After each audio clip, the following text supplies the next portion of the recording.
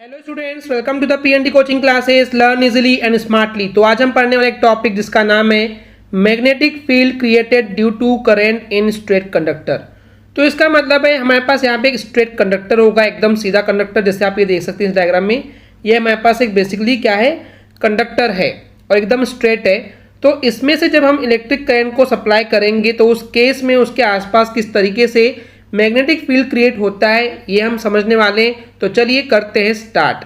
तो basically students, ये जो आप एक्स वाई देख रहे हैं, ओके, एक्स वाई क्या है, ये बेसिकली एक स्ट्रेट लाइन है और ये स्ट्रेट लाइन और कुछ नहीं है, एक कंडक्टर है। कंडक्टर यानी कि जिसमें से इलेक्ट्रिक करंट सप्लाई इजीली हो सकती है। तो उस केस में जब हम इस स्ट्रेट कंडक्टर को एक सर्किट से कनेक्ट करते हैं, आप ये देख सकते हैं हम इसको की से कनेक्ट किए, ये बैटरी है और ये है वेरिएबल रेजिस्टेंस, यानी कि यहाँ से रेजिस्टेंस को कम या ज़्यादा किया जा सकता है। ओके, तो इस तरीके से जब हमने इस स्ट्रेट कंडक्टर को एक सर्किट से कनेक्ट कर दी तो उस केस में किस तरीके से इसके चारों तरफ मैग्नेटिक फील्ड क्रिएट होगा। तो हमने ये चीज़ पढ़ के यहाँ पे आए हैं कि अगर किसी भी कंडक्टर में से इलेक्ट्रिक करंट को फ्लो किया जाता है तो उसके बाद उसके आसपास जो है वो एक फील्ड क्रिएट होता है जिसको हम बोलते हैं मैग्नेटिक फील्ड। तो अभी मैग्नेटिक फील्ड यहाँ पे जो क्रिएट हो रहा है उसकी डायरेक्शन अगर हम पता करना चाहते हैं तो उसके लिए हम राइट हैंड थंब रूल का यूज़ करते हैं। वही यहाँ पे लिखा हुआ है कि अगर हमको मैग्नेटिक फील्ड की डायरेक्शन पता करनी है तो उसके लिए हम यहाँ पे राइट हैंड थंब रूल को यूज़ करते हैं। राइट हैंड थंब रूल को हमने पिछले वीडियो में ऑलरेडी इन डिटेल में पढ़ के आए हैं। आई होप आपने वीडियो देखे होंगे। तो अगर आपने नहीं देखे हो तो आपको वीडियो पहले देखनी चाहिए, बट एनीवेज हम यहाँ पे आपको वापस से डिस्क्राइब करेंगे कि किस तरीके से ये होता है। तो अगर मैं देख रहा हूँ कि इलेक्ट्रिक करंट के फ्लो होने की डायरेक्शन यहाँ पे कैसे है, यहाँ पे हमको दिख रहा है ऊपर से नीचे की तरफ है, राइट। आप ये देख भी रहे हैं डायरेक्शन दी हुई है कि यहाँ पे एक्स से वाई के तरफ जो है इलेक्ट्रिक करंट का फ्लो हो रहा है। और हमने राइट हैंड थंब रूल में पढ़े थे कि अगर इलेक्ट्रिक करंट जिधर भी फ्लो हो रही है, जिस डायरेक्शन फ्लो हो रही है उस साइड पे अगर हम हमारे थंब को रखते हैं तो ये जो फिंगर से जो कर्ल हो रही है जिधर, वही डायरेक्शन हो जाएगी किसकी, मैग्नेटिक फील्ड की। तो अगर इस स्ट्रेट कंडक्टर को अगर हम राइट हैंड थंब रूल के अकॉर्डिंग पढ़े, यानी कि जिधर इलेक्ट्रिक करंट के फ्लो होने की डायरेक्शन है उधर अगर हम थंब को पॉइंट करें तो उस केस में इस फिंगर, कर्ल फिंगर के अकॉर्डिंग जो डायरेक्शन होगी वो इस तरीके से होगी, राइट, ऐसे ही होगा। तो यही आपको यहाँ पे दिख रहा है, बेसिकली जो डायरेक्शन है वो इस तरीके से होगा। तो इस तरीके से यहाँ पे मैग्नेटिक फील्ड की जो डायरेक्शन है वो हमको एंटी क्लॉकवाइज भी देखने को मिलती है और क्लॉकवाइज भी देखने को मिलती है। ओके, अभी कैसे, अगर हम ये फ्रंट साइड से देखते हैं तो ये जो डायरेक्शन है आप यहाँ पे देख रहे हैं, ये एरो बना हुआ है, राइट।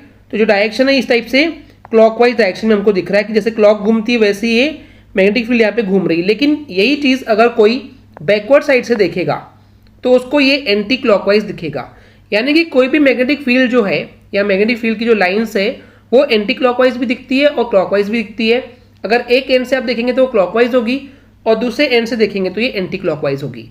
तो एग्जैक्टली किसी एक पर्टिकुलर पॉइंट पे अगर हमको पता करना है, किसी एक स्पेशल पॉइंट पे कि वहाँ पे मैग्नेटिक फील्ड की डायरेक्शन क्या है, तो उसके लिए आपको राइट हैंड थंब रूल को यूज़ करना पड़ेगा एंड उस स्पेसिफिक पॉइंट पे आप उसको फिर आइडेंटिफाई कर सकते हैं। इतना क्लियर है स्टूडेंट्स। इसके अलावा जो मैग्नेटिक फील्ड लाइंस होती है ये कॉन्सेंट्रिक सर्कल्स के फॉर्म में होती है और ये उस वायर के सेंटर के चारों तरफ हमको देखने को मिलती है। यानी कैसे, मान लेते हैं ये हमारे पास एक इलेक्ट्रिक वायर है जिसको हम स्ट्रेट कंडक्टर बोल रहे हैं। तो इसमें जो मैग्नेटिक फील्ड लाइंस होती है इस तरीके से बनती है। ओके, आपने भी ऊपर देखे भी थे। तो यहाँ पे क्या दिख रहा है, ये बहुत सारे सर्कल्स हैं जिनका सेंटर पॉइंट क्या है, वो एक ही है जो कि बीच में है। तो अगर मल्टीपल सर्कल्स हैं जिनका सेंटर एक ही है तो उसको हम बोलते हैं कॉन्सेंट्रिक सर्कल्स। तो इस तरीके से उस वायर के सेंटर के चारों तरफ, अराउंड यानी कि चारों तरफ हमको कॉन्सेंट्रिक सर्कल्स देखने को मिलते हैं और यही होती है वो मैग्नेटिक फील्ड लाइंस इस स्ट्रेट कंडक्टर के लिए। इसके अलावा इस कंडक्टर के क्लोजर यानी कि पास में जो सर्कल्स हैं वो हमको ज़्यादा देखने को मिलते हैं। जैसे जैसे हम इसके दूर जाएंगे तो ये जो सर्कल्स है वो और ज़्यादा दूर होगा, इनके बीच का जो गैप है ये गैप बढ़ते जाएगा। ओके, इसके बाद ये गैप जो है वो बढ़ते जाएंगे।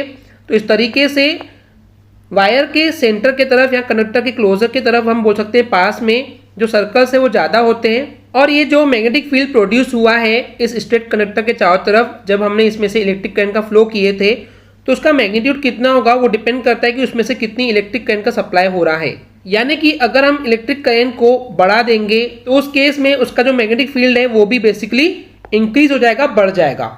वहीं पे अगर हम इसका अपोजिट केस करेंगे कि अगर हम इलेक्ट्रिक करंट को कम कर देंगे इस कंडक्टर में से तो उस केस में जो मैग्नेटिक फील्ड है उसके चारों तरफ प्रोड्यूस हुआ है उसका मैग्नीट्यूड भी क्या हो जाएगा, कम हो जाएगा, यानी कि कम पावरफुल मैग्नेटिक फील्ड देखने को मिलेगा। तो इस तरीके से स्ट्रेट कंडक्टर काम करता है। जब उसमें से इलेक्ट्रिक करंट का फ्लो किया जाए तो इस तरीके से उसके आसपास मैग्नेटिक फील्ड क्रिएट हो जाता है। ओके स्टूडेंट्स, क्लियर है? आई होप स्टूडेंट्स आपको ये क्लियर हो गया होगा। अगर आपको हमारी वीडियो से कुछ भी सीखने मिला या नॉलेज मिला तो प्लीज़ हमारे चैनल को सब्सक्राइब कीजिए एंड वीडियो को लाइक ज़रूर करिए। आज के लिए इतना ही, थैंक यू।